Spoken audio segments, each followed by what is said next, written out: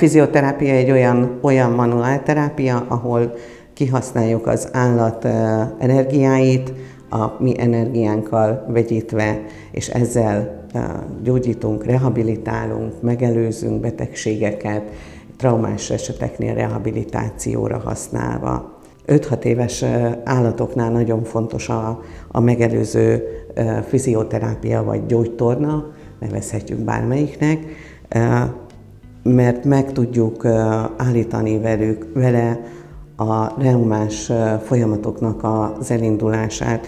Ugye az állatoknál is ugyanúgy van, hogy elérnek egy bizonyos korban, lelassul a sejtanyagcsere, az izületekben felrakódások keletkeznek, ami a mozgástartományukat beszűkíti, ettől folyamatosan diszkomfortosabbá válik az életük, és eljutunk mondjuk egy reumás gyulladásig. Ott már nagyon nehéz segíteni egy ilyen pici állaton, hiszen neki nagyon fontos, hogy meg tudja tartani a mozgását, mert amikor lelassul, vagy olyan helyzetbe kerül, hogy már gyulladás van, akkor egy nagyon pici rossz mozdulat is elég egy komoly sérüléshez. Ezek a prevenciók ezért fontosak. Amikor ortopédiai reumás esetekről beszélünk, mindig kell a szakorvosi javaslat, mindig kérem a megelőző vizsgálatok eredményeit, kérem a röntgeneket, ezeket meg kell ugyanúgy néznünk, és nagyon fontos a szakorvosnak a javaslata. Tehát ő fogja először meghatározni. Egy olyan állatot, aki épp egy gyulladásos folyamattal küzd, azt nem lehet terápiázni. Meg kell várni, míg elmúlik a gyulladás, megkapja a kezeléseket, megkapja ugyanúgy a gyulladás csökkentő szereket, és akkor amikor ez lerohad, akkor utána tudjuk jól rehabilitálni ennek a következményeit. Egy traumás esetnél mondjuk leesik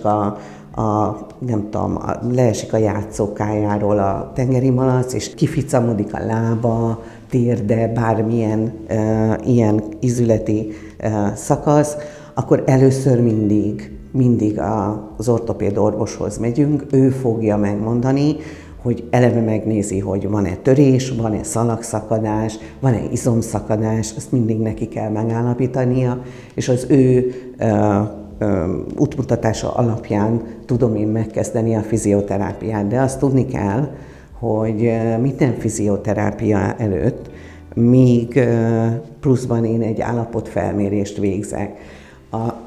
Ennek az a célja, hogy lássam az állat izomfelépítését, megmérem a combizomát mérőjét, megmérem a mozgástartományokat. Ezek nagyon fontos információk, hogy tudok-e javítani az állat állapotán,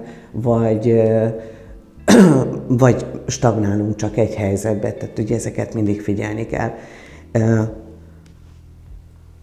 Amikor mondjuk egy neurológiai esetről beszélünk, például őnála is ugye a gerinc problémáról, akkor megint egy másfajta összetett eljárás történik. Itt is kell a szakorvos javaslata mindenképpen. Ugye ő fogja megmondani nekem, hogy merre felé történt a sérülés, hol van a neurológiai szakaszon a szakadás, ami miatt bénulás következik be.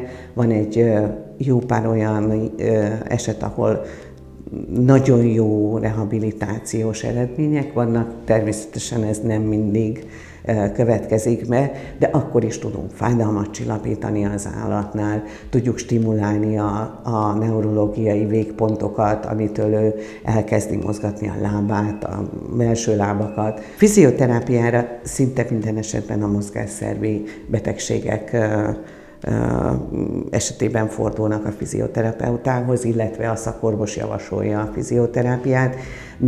Itt nem mindegy, hogy ezt milyen módon, tehát hogy egy sérülés után végezzük, vagy megelőző jelleggel végezzük, de aki ugye tengeri malacot tart, az pontosan tudja, hogy a kisállat milyen mozgásokat végez el, mennyire fürge, amikor ő elkezd lelassulni, amikor ő neki esetleg félreáll a lába, még nem is történt trauma, vagy nem láttuk a traumát, de egy ilyen úgymond nem normális testhelyzetben van, akkor mindenképpen föl kell keresni a szakorvost, és föl kell keresni a fizioterapeutát is.